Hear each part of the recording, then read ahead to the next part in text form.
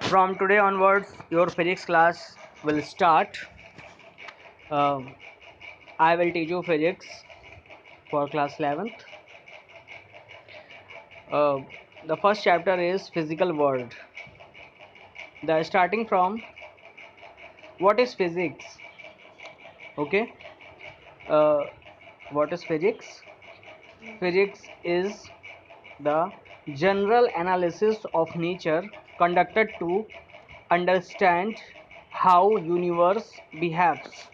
Okay, this is the definition of physics, that general analysis of nature conducted to understand how universe behaves, means universe कैसे behave करता है, इसी को जानने के लिए या इसी को समझने के लिए जो भी एनालिसिस प्रकृति की जाती है उसे ही क्या बोलते हैं, फिजिक्स।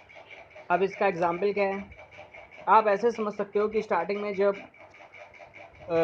मनुष्य या मैन इस अर्थ पे आया था तो उसे कुछ भी पता नहीं था। ठीक है, कोई भी एक्टिविटी होती थी तो वो उन सब चीज़ों को देख करके वो बहुत सरप्राइज्ड, ठीक है, कभी डरता था, कभी खुश होता था।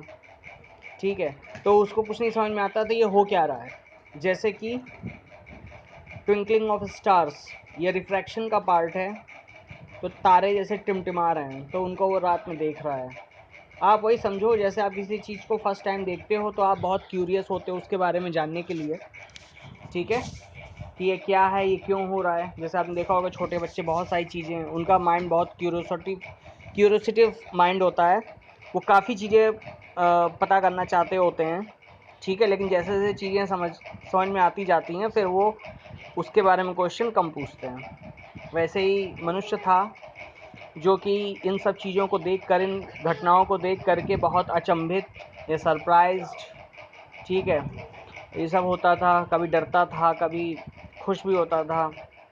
ठीक, अब जैसे कि नेक्स्ट एग्जांपल है, ये सब मतलब नेचर की ही इवेंट्स हैं जो नेचर में हो रहे हैं। ठीक, जैसे ट्विंकलिंग ऑफ स्टार्स, ये भी एक नेचुरल फिनोमिना है। Second one is apples fall down from tree without any force applying on them। ठीक है, जैसे कि एप्पल है, वो क्या हुआ, वो अपने आप ही ज़मीन पे गिर जाता है। ठीक है, जबकि आप उसमें कोई फोर्स नहीं लगा रहे होते हो। ठीक है, आपने कोई उसको खींचा तो है नहीं या पेड़ से तोड़ा तो है नहीं, लेकिन फिर भी वो अगर वो टूटा तो सीधे ज़मीन में ही गिरता है, अर्थ पे ही गिरता है। ऊपर क्यों नहीं चला जाता या दाएं बाएं क्यों नहीं चला जाता, नीचे ही क्यों गिर रहा है। ठीक है, तो ये सब नेचुरल फिनोमिना है। तो इनको भी लोगों ने देखा, ये भी सोचा, किसी ने सोचा किसी ने नहीं सोचा, ये भी बात है। तो न्यूटन ने सोचा था सबसे पहले, तो न्यूटन आज साइंटिस्ट बन गए। ठीक है, नेक्स्ट है आपका फॉर्मेशन ऑफ रेनबो, इंद्रधनुष। इंद्रधनुष जो बनता है, जैसे आपको पता ही है फॉर्मेशन ऑफ रेनबो कैसे होता है, 10th क्लास में आप लोगों ने पढ़ा है। ठीक है, तो आपको पता ही कैसे बनता है, लेकिन लोगों को उस समय नहीं पता था। तो लोग जब वो इंद्रधनुष देखते थे तो वो अचंभित होते थे। ठीक है, कि ये कैसे हो रहा है, इतने सारे कलर्स कहाँ से आ रहे हैं। ठीक है, तो ये एक बेसिक इंट्रोडक्शन था फिजिक्स का, जिसका मतलब यही है कि हम लोग जो भी जनरल एनालिसिस नेचर की कर रहे हैं to understand how universe behaves, means universe किस तरीके बिहेव कर रहा है, ये समझने के लिए जो भी हम जनरल एनालिसिस कर रहे हैं उसे ही हम फिजिक्स कहते हैं। ठीक है, नेक्स्ट आता है साइंटिफिक मेथड। ठीक है, मीन्स जो भी साइंटिस्ट थे उन्होंने इन सब चीज़ों को जानने के लिए अप्रोच कैसे किया होगा। ठीक है, मतलब उन्होंने कैसे अप्रोच किया इन सब चीज़ों के लिए। आज जो भी आप लॉज जो भी देखते हो, तो ये सब लॉज अगर आए हैं, कोई भी साइंटिस्ट ने ये सब लॉज बनाए हैं तो उन्होंने कैसे बनाए, बेसिकली वो इन लॉज तक कैसे पहुँचे। ठीक है, क्योंकि स्टार्टिंग तो आप एक जनरल चीज़ से ही करते हो। ठीक है, स्टार्टिंग आप जब भी देखते हो तो आपने कोई फिनोमिना को देखा, फिर उसके बाद आपने उसको ऑब्जर्व करना स्टार्ट किया। तो देखिए साइंटिफिक मेथड में कौन से स्टेप्स हैं, तो the scientific method involves several interconnected steps. तो first method is systematic observation. ठीक है, सिस्टमैटिक ऑब्जर्वेशन। ठीक, तो इसका एग्जाम्पल में आप ये लिख सकते हैं जैसे Newton seen apple fall from tree. ठीक है, तो ऐसा नहीं कि न्यूटन ने एक बार देखा, एक ही बार देख के वो अपना एक्सपेरिमेंट करने बैठ गए, ठीक है, या इसका लॉ बनाने के लिए बैठ गए। उन्होंने इसको कंटिन्यूअसली ऑब्जर्व किया। कंटिन्यूअसली ऑब्जर्व करने का मतलब सिस्टमैटिक ऑब्जर्वेशन मीन्स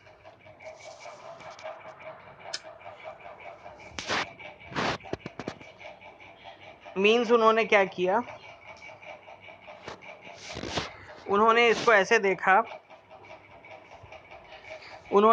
देखा कि जैसे ये एप्पल गिर रहा है तो ये ज़मीन में ही क्यों गिर रहा है, और हर बार गिर रहा है कि नहीं गिर रहा। ठीक है, तो ये सब चीज़ें, ये सबसे पहली शुरुआत यहीं से होती है। मतलब किसी चीज़ को सिस्टमैटिक ऑब्जर्व करना। कोई चीज़ अगर कंटिन्यूअसली बार बार हो रही है तो क्यों हो रही है, अगर वो हो रही है कंटिन्यूअसली सिस्टमैटिक वे में हो रही है, इसका मतलब उसमें कोई ना कोई लॉ है। ठीक है, सेकंड है कंट्रोल्ड एक्सपेरिमेंट। ठीक है, मतलब लैब में वही एक्सपेरिमेंट आप परफॉर्म करोगे जो भी मतलब आपने बाहर देखा है, लैब में एक कंट्रोल्ड इन्वायरमेंट में आप उसी एक्सपेरिमेंट को परफॉर्म करोगे। कंट्रोल्ड का मतलब ये होता है कि आप जो भी एक्सपेरिमेंट आप करो वो आपके कंट्रोल में होना चाहिए। अब जैसे कि सपोज आपने कोई वहाँ पे लैब में जा करके आपने सपोज कोई ऐसा एक्सपेरिमेंट किया, जैसे कि ये समझ लीजिए, जैसे आपने देखा होगा कोई हॉट पॉट होता है, ठीक है, आप उसके ऊपर पानी डाल देते हो। ठीक है, आप वाटर उसके ऊपर जो है, अगर आप वाटर डाल देते हो तो देखते हो तुरंत हाइड्रोजन गैस फॉर्म हो जाती है। ठीक है, लेकिन अब इसमें ये नहीं पता आपको अब कितनी हाइड्रोजन गैस फॉर्म हो रही है। अगर आपको ये भी नहीं पता आपने पानी कितना डाला है, ठीक है, तो आपको हाइड्रोजन कितनी बन रही है आपको ये भी नहीं पता चलेगा। ठीक है, तो इसमें क्या है, सपोज आप हर चीज़ काउंटेड रखते हो कि आपने जो पॉट है उसको आपने इतने डिग्री सेंटीग्रेड पे गर्म किया होगा। ठीक है, और जो आपने उसमें वाटर डाला है वो आपने उसकी इतनी क्वांटिटी डाली है। फिर जब उसमें हाइड्रोजन जो भी प्रोड्यूस होगी तो आपको पता रहेगा कि मैंने इस टेम्परेचर पे इतना वाटर, इसकी इतनी क्वांटिटी मैंने वाटर की डाली तो इससे इतनी हाइड्रोजन जनरेट हुई या प्रोड्यूस हुई। तो ये सब का सब कंट्रोल्ड इन्वायरमेंट में कंट्रोल्ड एक्सपेरिमेंट है। ठीक है, फिर थर्ड आता है क्वालिटेटिव एंड क्वांटिटेटिव रीजनिंग। ठीक है, ये आपने सारे एक्सपेरिमेंट किए और इस एक्सपेरिमेंट के बेसिस पे आप ये चेक करोगे कि मतलब इन व्हाट फैक्टर्स ये जो एक्सपेरिमेंट है ये किस पे डिपेंड कर रहे हैं। ठीक है, जैसे कि यहाँ पे हम बात कर रहे हैं कि न्यूटन ने देखा कि कोई एक फोर्स है जो कि एप्पल को अपनी तरफ खींच रहा है। ठीक है, तो उन्होंने इसके बेसिस पे एक्सपेरिमेंट अपनी लैब में स्टार्ट किए। अब उन्होंने क्या किया, इसके बेसिस पे उन्होंने इसको एनालाइज किया, क्वालिटेटिव एंड क्वांटिटेटिव रीजनिंग। ठीक है, मींस किन फैक्टर्स पे जो फोर्स है वो डिपेंड कर रहा है। बात समझ में आ गई। ठीक है, तो इसके लिए कुछ वैलिड और कुछ इनवैलिड डेटा, जैसे सपोज उन्होंने गेस किया कि ये उसके मास पे डिपेंड कर रहा है। ठीक है, तो मास, हाँ ठीक है, तो वैलिड हो गया। अब सपोज उन्होंने एक्सपेरिमेंट किया कि फाइंड किया कि ये जो उनके बीच की डिस्टेंस उस पर भी डिपेंड कर रहा है, ये भी फैक्टर जैसे सही है, तो ये भी सही हो गया, ये वैलिड हो गया। अब सपोज उन्होंने और कोई फैक्टर ले लिया कि टेम्परेचर पे डिपेंड कर रहा है, तो पता चला टेम्परेचर पे डिपेंड वो फोर्स नहीं कर रहा था। ठीक है, तो ये आपका इनवैलिड हो गया। ठीक है, यहाँ तक आ गए। मतलब वो सारे फैक्टर्स उन्होंने चेक कर लिए जिन पर जो फोर्स है वो डिपेंड कर रहा था। ठीक है, हम देखिए सिस्टमैटिक वे में चल रहे हैं। ठीक, मतलब आप ये नहीं कर सकते कि आप थर्ड स्टेप आप पहले कर लो, सेकंड उसके बाद करो, फर्स्ट सबसे लास्ट में करो, ये आप नहीं कर सकते। आपको स्टार्ट फ्रॉम ज़ीरो। ठीक है, स्टार्ट मतलब आपको पहले से ही स्टार्ट करना पड़ेगा। उसके बाद आता है आपकी मैथमेटिकल मॉडलिंग। मैथमेटिकल मॉडलिंग का मतलब ये है जिन फैक्टर्स पर ये फोर्स डिपेंड कर रहा है उसको आप क्या करोगे, उसकी मॉडलिंग करोगे, उसको कनेक्ट करोगे। ठीक है, तो देखिए फाइनली उन्होंने ये फार्मूला प्रूव किया, F equal to G m1 m2 upon R square. F क्या है? F वो फोर्स है जिस फोर्स से एप्पल को जो है खींचा जा रहा है, ठीक है, एप्पल जो है नीचे जा रहा है। और कैपिटल जी क्या है? कैपिटल जी बेसिकली यहाँ पे यूनिवर्सल ग्रेविटेशनल कांस्टेंट है। m1 m2 क्या है? m1 m2 बेसिकली दो बॉडीज़ हैं, ठीक है। और r1 आर स्क्वायर क्या है? R square basically distance between the two bodies. Suppose एक बॉडी आपकी ये m1 है, दूसरी बॉडी m2 है, और इनके बीच की डिस्टेंस r है। तो उन्होंने जो फाइंड किया, उन्होंने फाइंड किया है proportional to product of masses F equal to m1 m2, and दूसरा उन्होंने फाइंड किया F proportional to 1 upon R square. अब इन दोनों को कंबाइन करना है, तो इन दोनों कंबाइन करने के लिए एक उन्होंने कांस्टेंट इंट्रोड्यूस किया यहाँ पे। वो कांस्टेंट क्या है? Capital G. तो F equal to G m1 m2 upon R square, ठीक है। तो ये इस तरीके का फार्मूला आता है। नेक्स्ट है वेरिफिकेशन एंड फाल्सिफिकेशन ऑफ थ्योरीज, ठीक है। मीन्स अब आपने क्या किया? अब आपने ये सारी मॉडलिंग भी कर ली। मॉडलिंग का मतलब मैथमेटिकल मॉडलिंग, ठीक है। तो वेरिफिकेशन, आपने इसको वेरीफाइड अपने एंड से आपने वेरीफाइड कर दिया कि भाई ये मैंने थ्योरी ऑफ ग्रेविटी दी है, ये जो उन्होंने न्यूटन ने जो थ्योरी ऑफ ग्रेविटी दी थी उसको उन्होंने क्या किया? उन्होंने अपने एंड पे वेरीफाई कर दिया, ठीक है।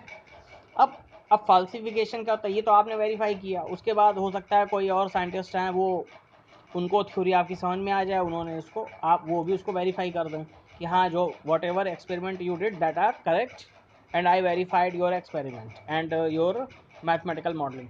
If suppose someone comes and prove it wrong, ठीक है, मतलब कोई थर्ड साइंटिस्ट आज खड़े हो गए, वो कहते हैं कि भाई ये थ्योरी यहाँ इस पॉइंट पे फेल है। अब जैसे कि क्वांटम थ्योरी, ठीक है, तो quantum theory falsified Newton's theory of gravity at quantum level, ठीक है। तो क्वांटम लेवल बेसिकली बहुत ही मतलब स्मॉल लेवल पे वर्क करती है, ठीक है। जैसे वो बेसिकली वर्क करती है आपके मॉलिक्यूल और एटॉमिक लेवल पे, तो उस लेवल पे आपकी थ्योरी ऑफ ग्रेविटी जो है वो वर्क नहीं करती, वो फेल हो जाती है, ठीक है। तो ये जो है इसको क्वांटम लेवल पे ये थ्योरी फेल है। जो थ्योरी ऑफ ग्रेविटी है वो केवल आपकी इन जनरल वर्क करेगी, ठीक है, लेकिन आप अगर बहुत ज़्यादा स्मॉल लेवल पे जाओगे तो वो थ्योरी ऑफ ग्रेविटी वर्क नहीं करेगी, ठीक है। क्वांटम लेवल पे वो थ्योरी फेल है। तो ये क्या होगा? फाल्सिफिकेशन ऑफ थ्योरीज, यानी वेरिफिकेशन स्लैश फाल्सिफिकेशन ऑफ थ्योरीज। मतलब ये वेरीफाइड कब तक है? एट बिग लेवल, ठीक है, मतलब at big level it is verified, but at small level और at quantum level it is falsified, ठीक है। तो इतने सारे स्टेप्स हैं। तो देखो इसमें आज यहीं तक रखते हैं, और एक चीज़ और समझ लो, इसको याद करने का तरीका जैसे मैंने बगल में लिख रखा है, इसका एक्रोनिम जैसे है SCQMV, ठीक है। तो इस तरीके आप याद रख सकते हो। S for systematic observation, C for control experiment, Q for qualitative and quantitative reasoning, M for mathematical modelling, V for verification फाल्सिफिकेशन of theories, ठीक है। तो SCQMV, ठीक है। तो आप ये याद रखना इस तरीके। तो आपका ये जो है ये फर्स्ट टॉपिक आज कंप्लीट हुआ है, ठीक है। आप इसको जो है एक बार रिवाइज करिएगा और कॉपी पे नोट करिएगा। Okay, thank you.